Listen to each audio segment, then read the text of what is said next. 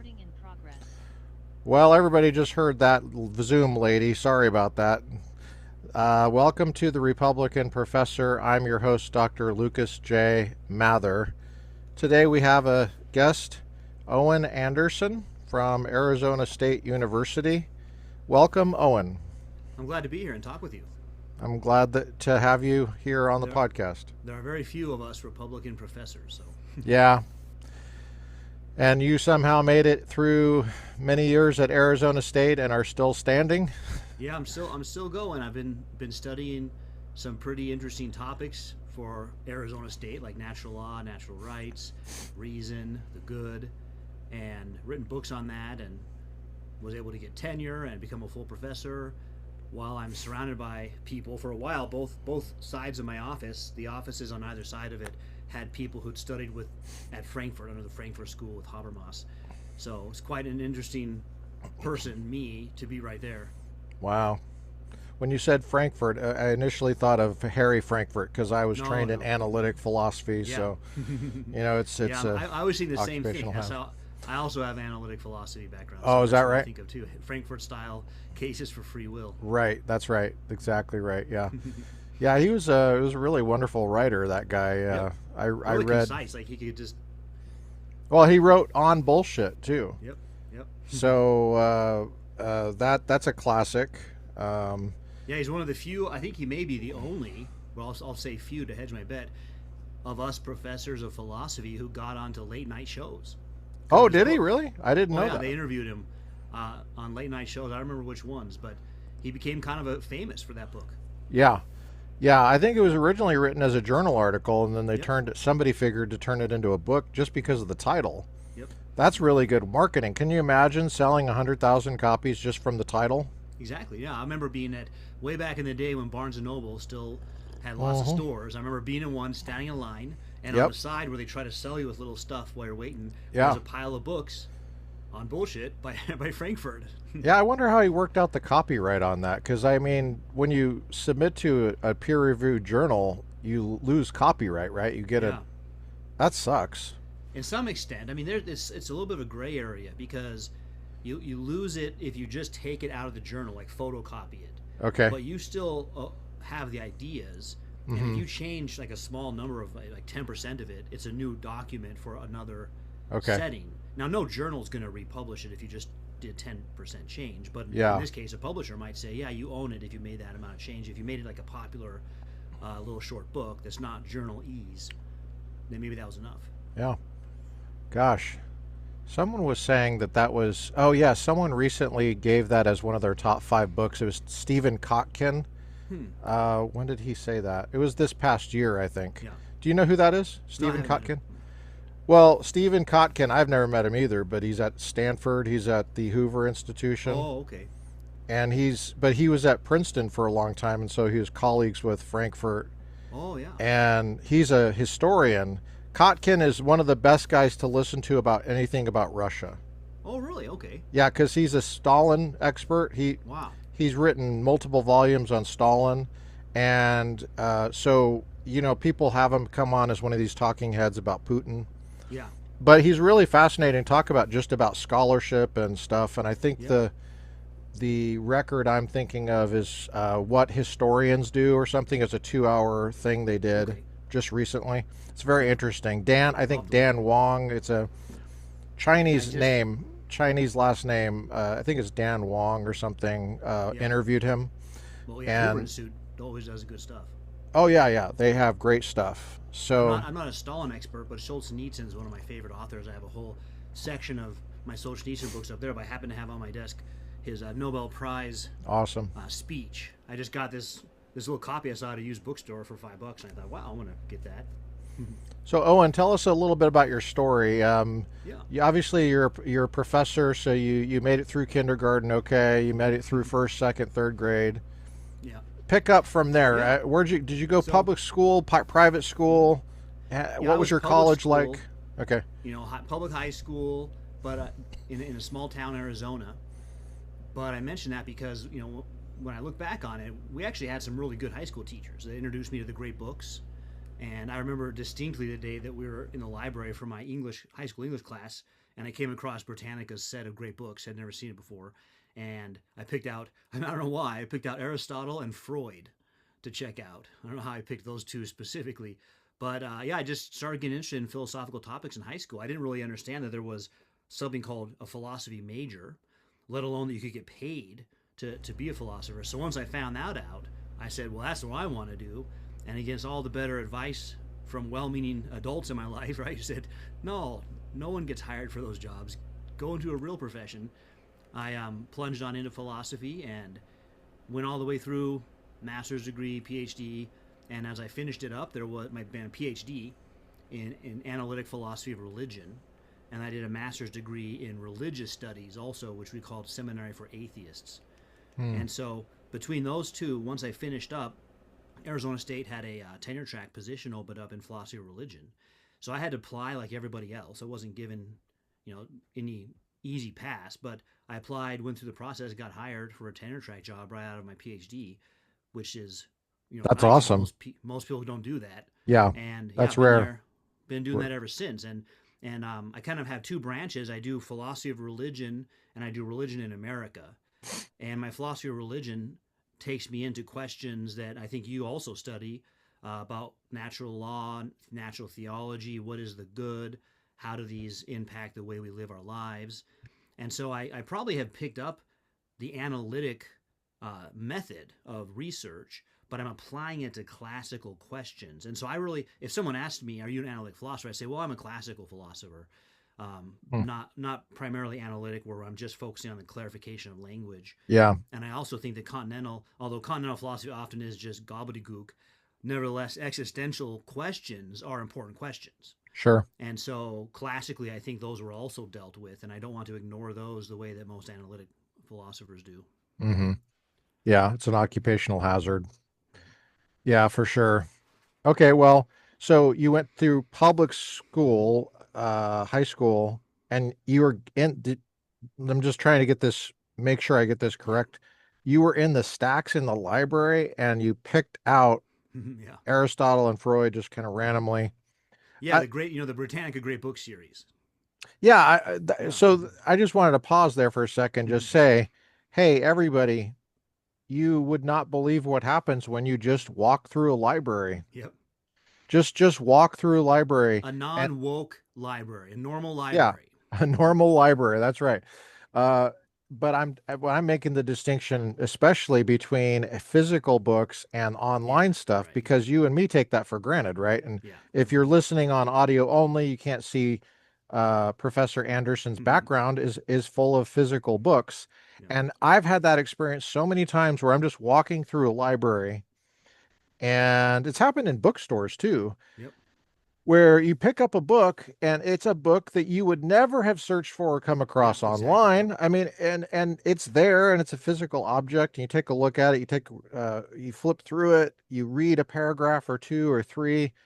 The next thing you know, you might buy it and put it on your daggum shelf or you check it out and next Mm-hmm. thing you know, I've got books that I got 30 years ago and I'm Yeah. just now finishing them. Yeah. Or I'm just now like Yep. saying, okay, that's it. I'm finishing this daggum book, I Well, mean, that's just the fun of, the intellectual life is yeah. is so meaningful.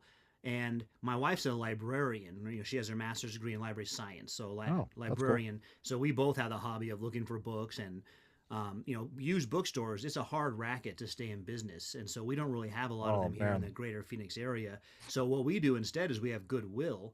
And in Phoenix, Yeah. Goodwill is really good. It is kind of a used bookstore. Like I Mm. go to Southern California quite a bit for family, and Goodwill's there don't do what we do here. I'm No. really amazed. We've got great Goodwill, so we go to Goodwill, and I'm always there finding, in the middle, they'll have 1,000 copies of Harry Potter and 50 Shades of Grey, and then Ugh. there'll be a great book in there, and you're like, wow, how did this get in the mix? Yeah.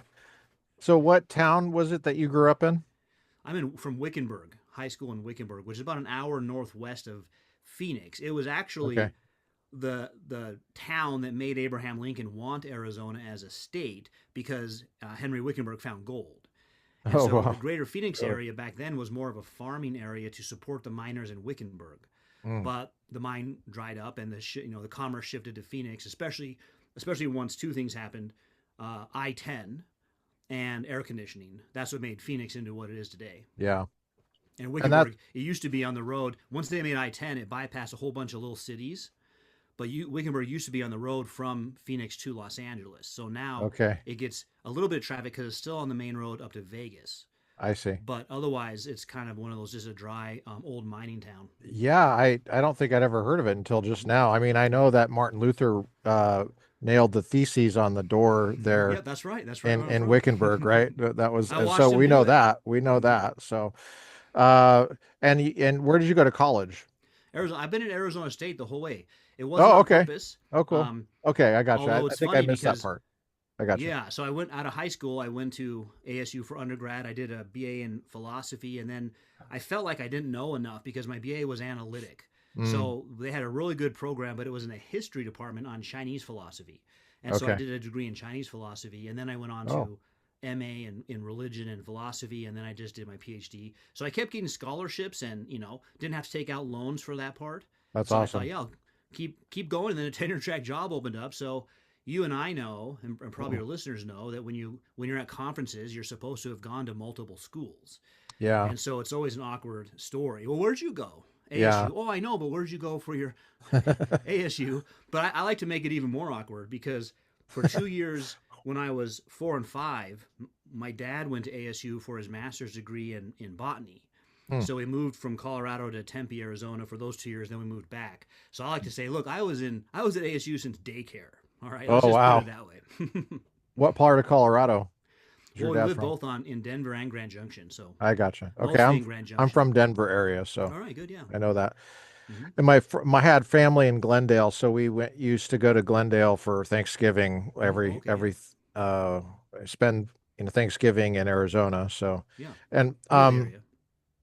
now what is it like being a full-time professor and do you like it? And Hmm. let's talk about that for a bit. Yeah, I mean, I love it. Being a full time professor is a lot of fun for the reasons I got into it at the beginning. I like to Yeah. do my own research, but I also like to talk with students at different levels. I especially like the 101 level students because I like to see them go from a high school education where they had no philosophy Mm.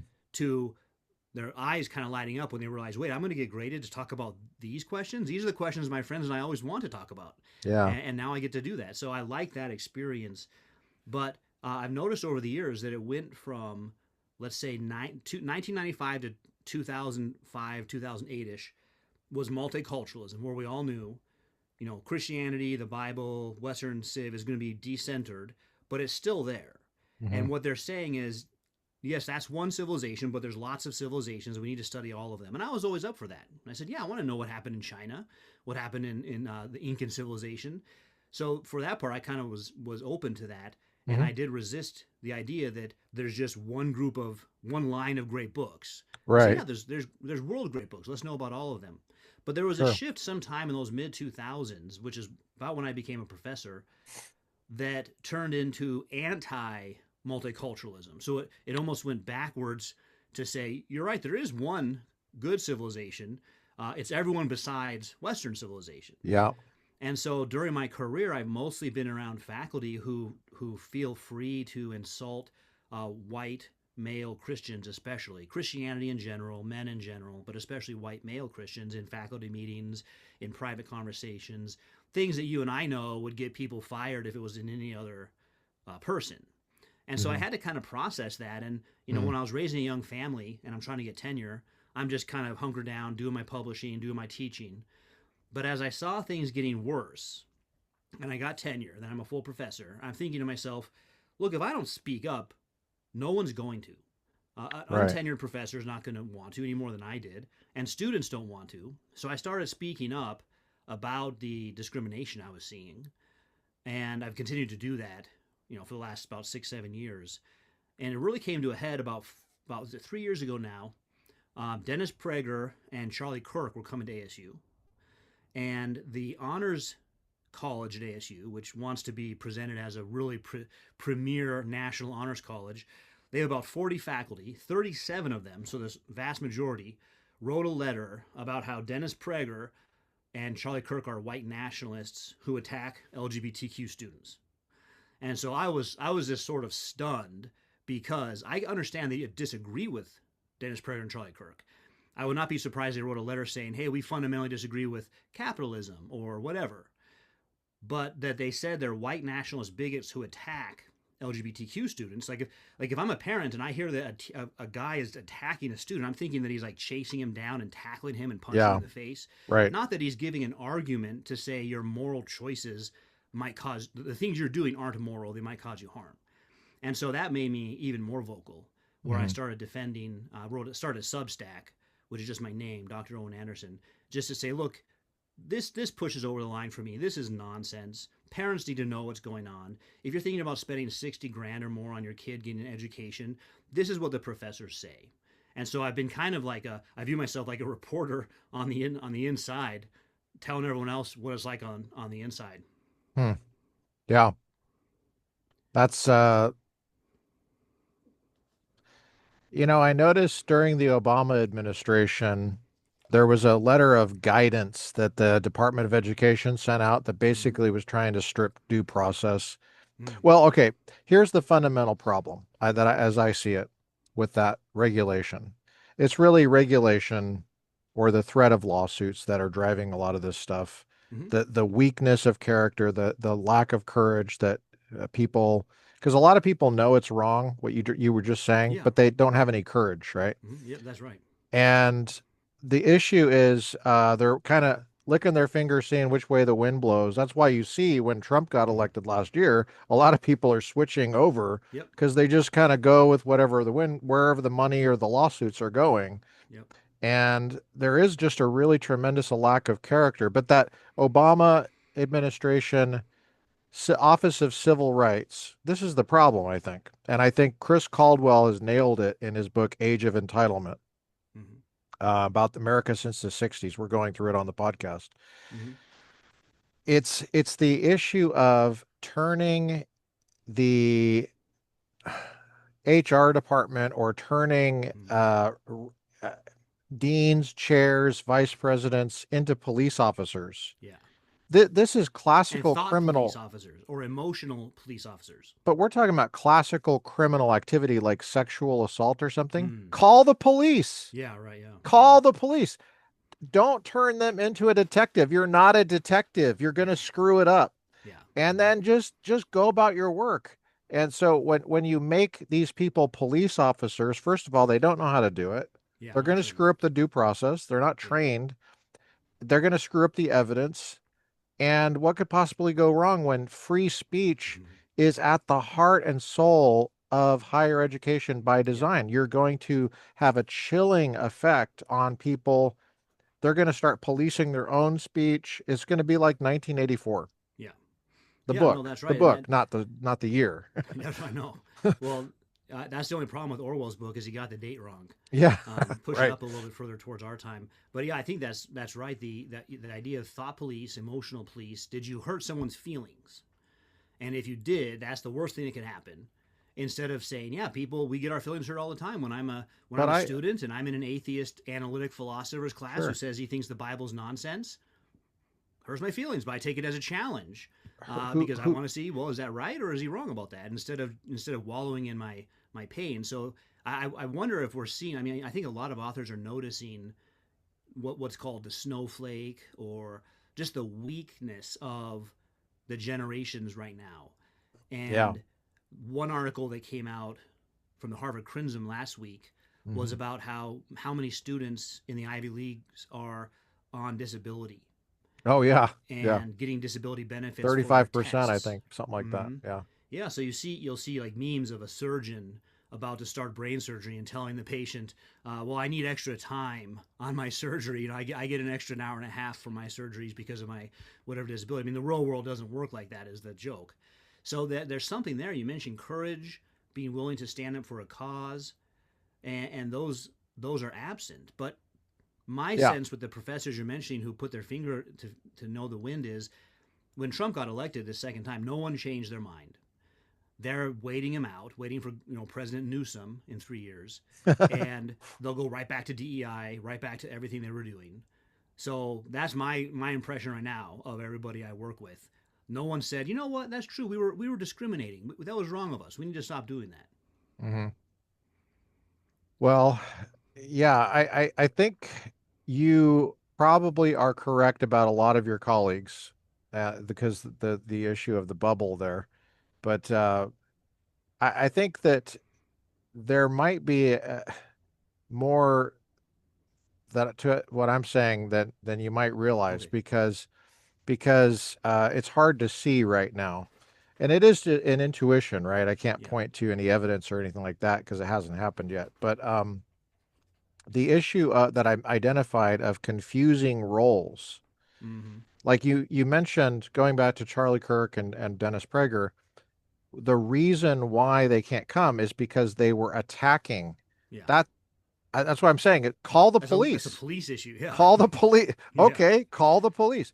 And do they have rights as defendants? Do they have rights?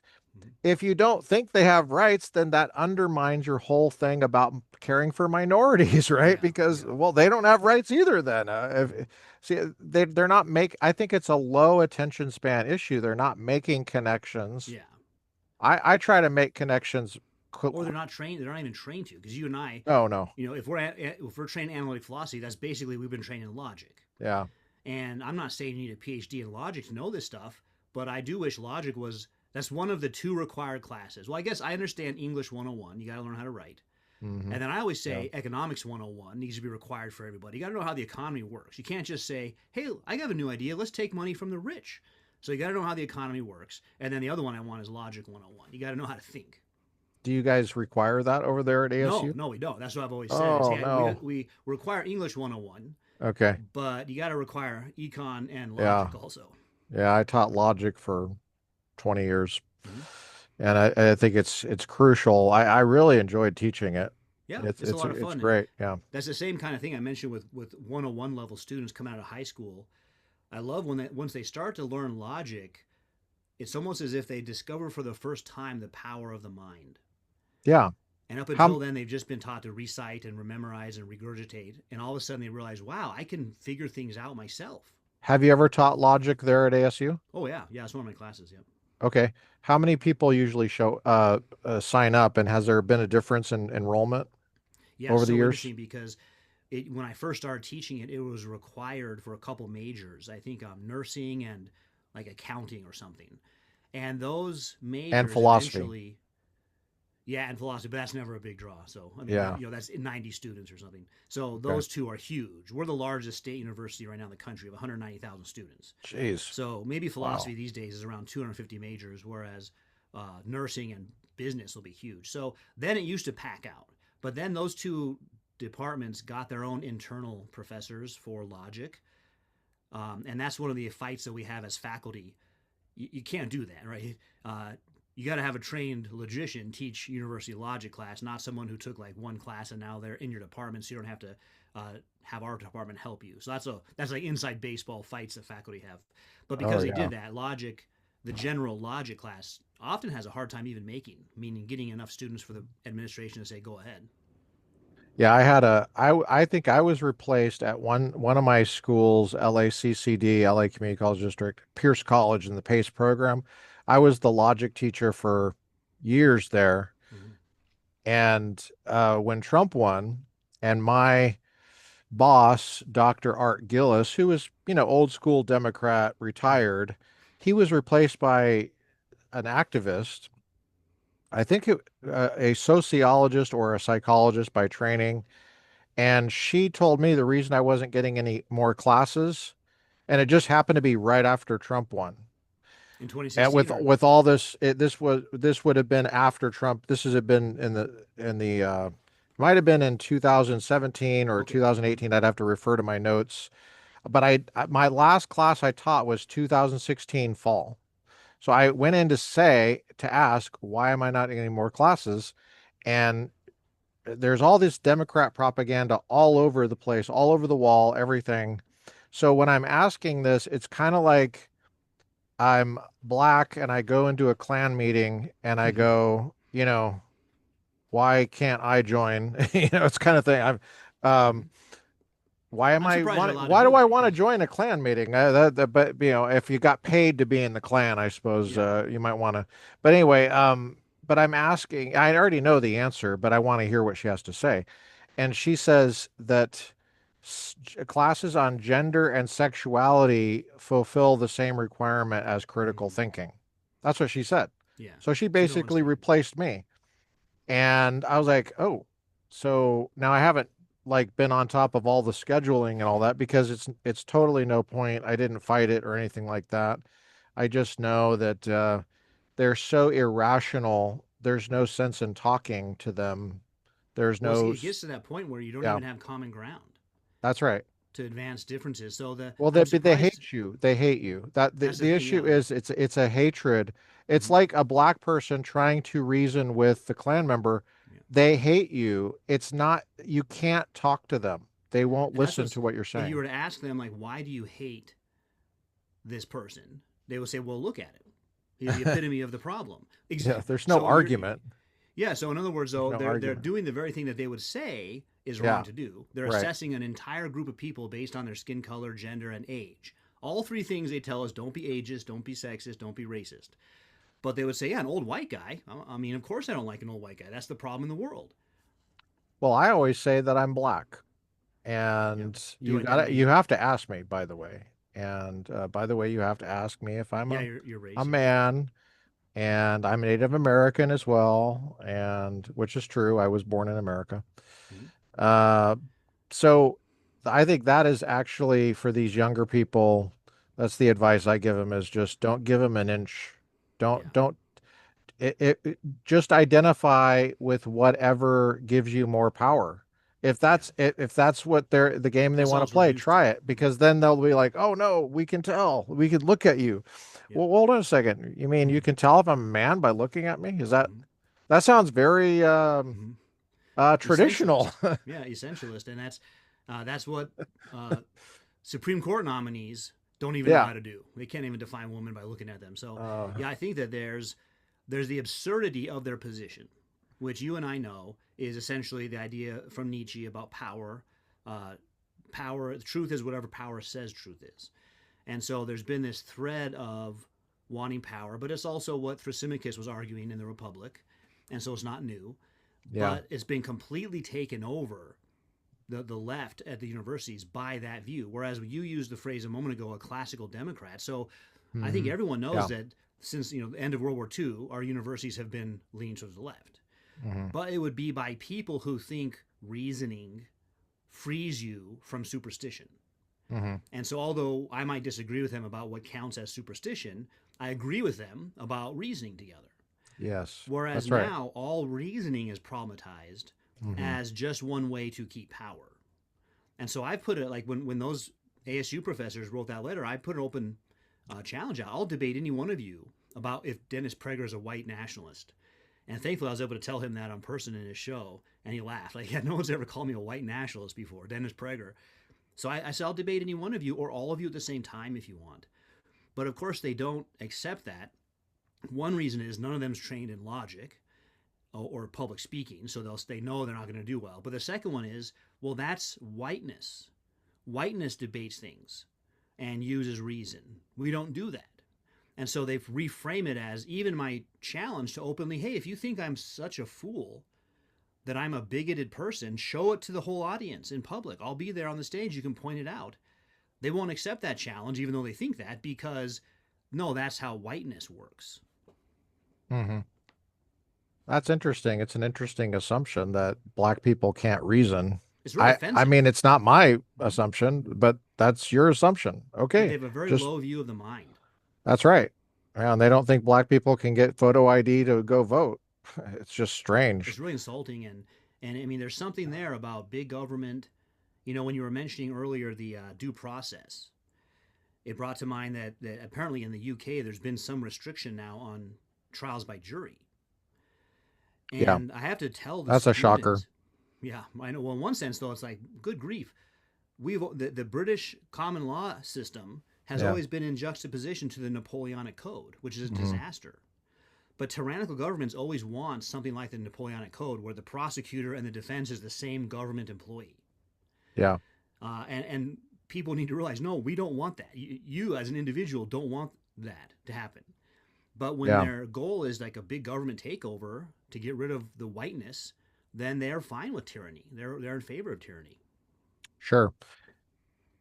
What's For interesting to for me is that Los Angeles Community College, they could put up political stuff because at yeah. the state university they do monitor that. We're not allowed to put up like vote for anybody.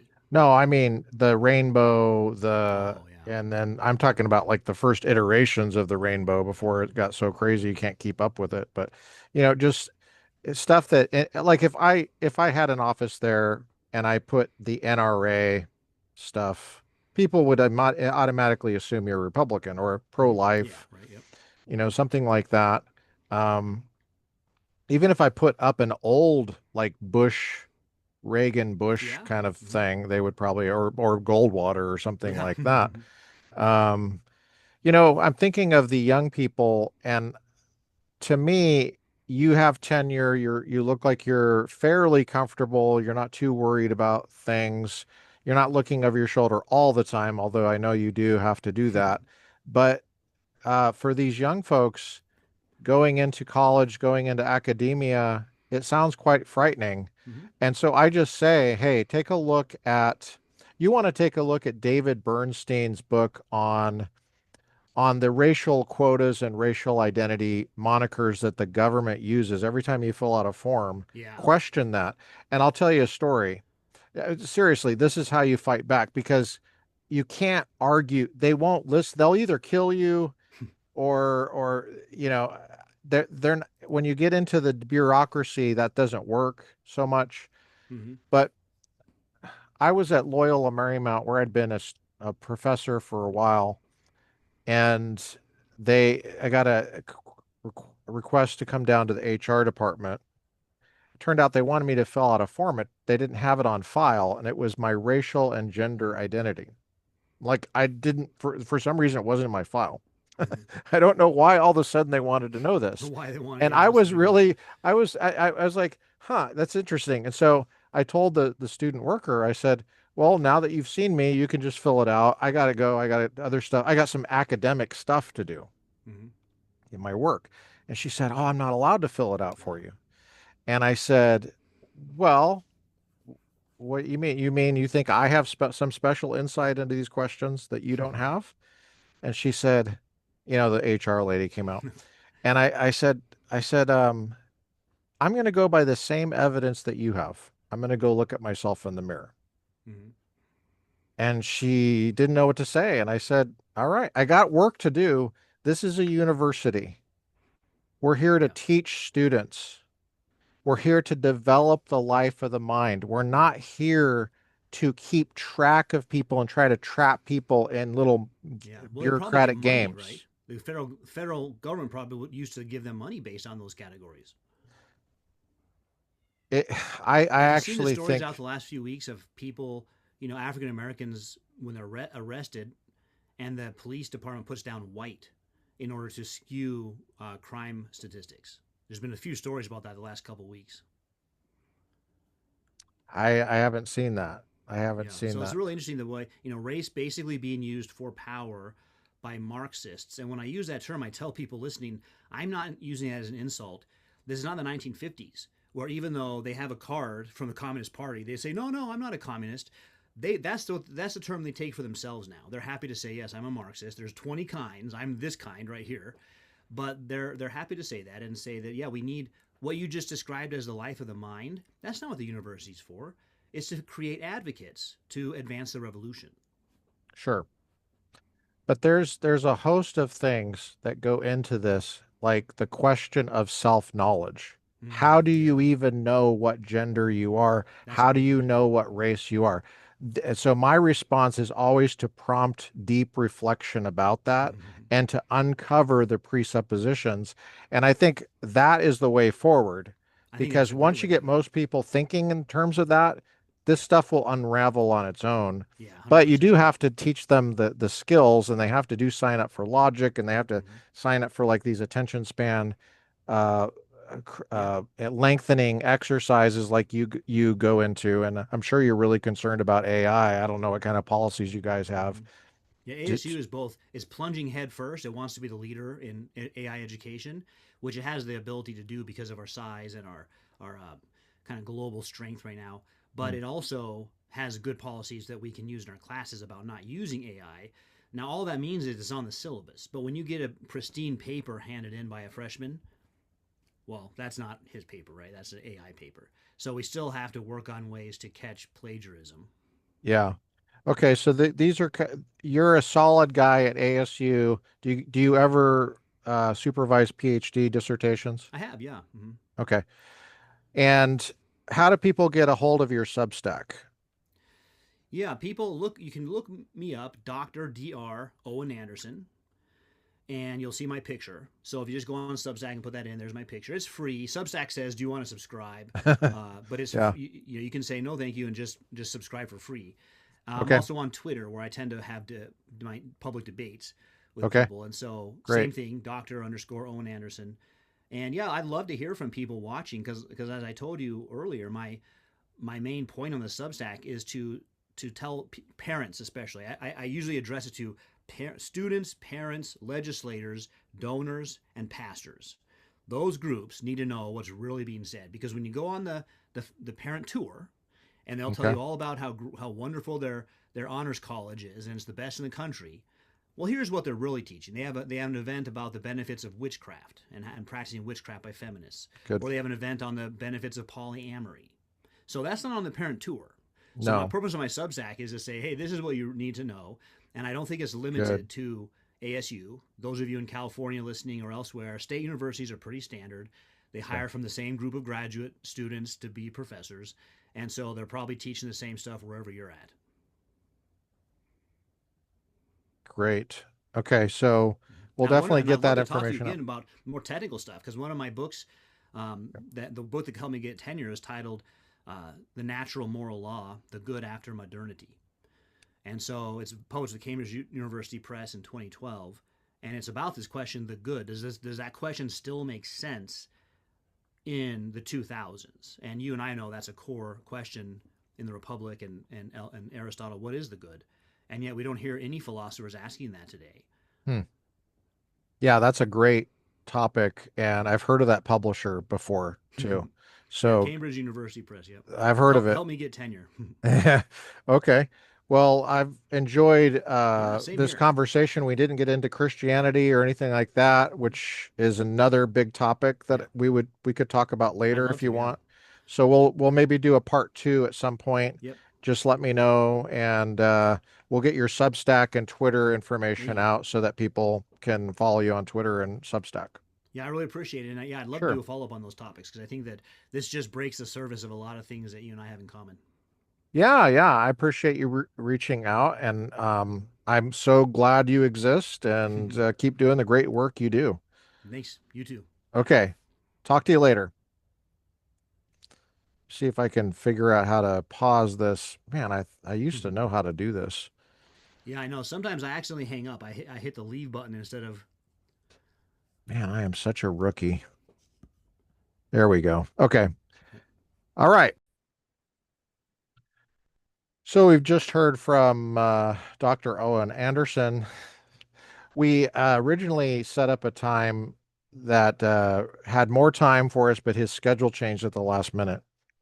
So I appreciate Dr. Anderson for reaching out to come on to the Republican Professor podcast. I'm glad that the podcast is getting some notoriety out there and that we're connecting with other like-minded professors. I mean, we've only been up for 4 years, so it's finally nice. Hey guys, Owen Anderson seems like a really nice guy. He seems like he's really solid. Um, he's got great training. I can't wait to see this book. I'm going to check out his book on the natural law from 2012, Cambridge University Press. I think I've actually seen it around, but it's nice to connect a name with a face. And this guy really stood up for Charlie Kirk and Dennis Prager at ASU. And he took a lot of flack for it in what used to be a solid Republican state. This was the state of Barry Goldwater. I know that John McCain took Barry Goldwater's place, and you probably don't like John McCain, but I voted for him, so he's better than Obama. So, you know, it's not like we don't have anything to do here. We got a lot of work to do, guys. And Dr. Owen Anderson deserves your support. Please follow his Substack and his Twitter. I don't think I follow him on Twitter, but I'm gonna go follow him on Twitter right now. In fact, I'm gonna look it up so you can look it up with me. Unfortunately, we just have to hurry through some of these interviews because he's really busy. And I'm glad he's busy because he's got stuff to do, man. You know what I mean? He's got stuff to do, dog. So follow him on Twitter. Okay, I'm going to share my screen so you can see his Twitter handle there. It is, I'm going to share my screen here. Okay, it is Dr. underscore Owen Anderson, one word, and it comes right up. So give him a follow on Twitter, and I want to thank Owen Anderson for coming on the podcast. Okay, we'll talk to you guys later. It's 11 December 2025, years after Jesus. See you.